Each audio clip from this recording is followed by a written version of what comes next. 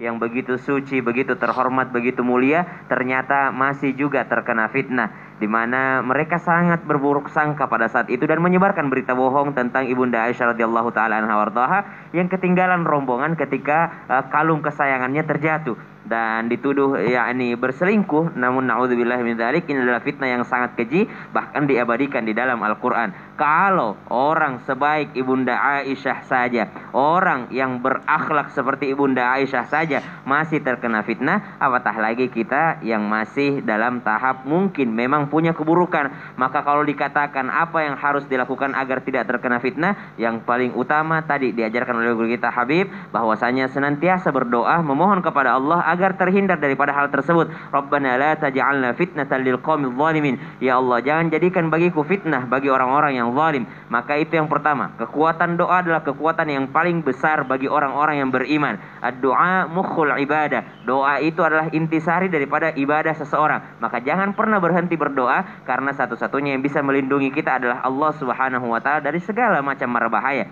Yang kedua, cukuplah untuk kita berintrospeksi diri.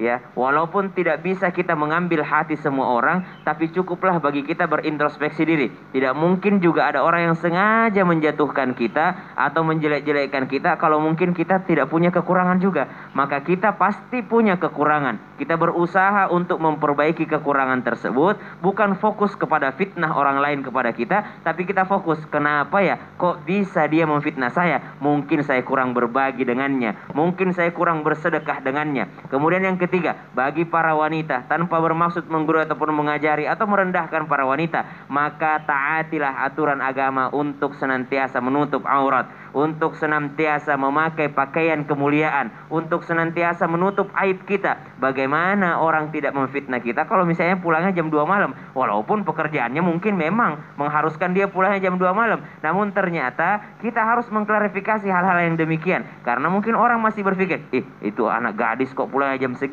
Mungkin saja demikian. Maka mestinya senang-senanglah untuk berbagi kepada tetangga. Maafin ya, pulang malam soalnya kerjanya sampai malam nih, ada hadiah nih, ini ada kue nih, ini ada makanan nih, bisa dibagi-bagi kepada tetangga. Maka berbuat baiklah kepada orang lain, insya Allah kebaikan pula yang akan datang kepadamu. Kalau kita kurang berbuat baik, maka bisa saja itu menjadi penyebab orang lain tidak menyukai kita. Maka sering diajarkan tahadu, tahabu, saling menghadiahilah kalian, maka kalian akan saling mencintai. Kurangnya kasih sayang, kurangnya hadiah, kurangnya kita berinteraksi dengan orang lain, ini biasanya yang menimbulkan fitnah. Mungkin ada orang yang bertetangga, lalu dia diam-diam dengan tetangganya, mungkin saja bisa jadi sebar. Jangan-jangan dia nggak pernah keluar rumah gara-gara ini. Jangan-jangan dia nggak pernah keluar rumah gara-gara ini. Nggak pernah keluar rumah tiba-tiba kaya. Nggak taunya dia ini artis online. Ini ya, artis internet gitulah pokoknya. Betul.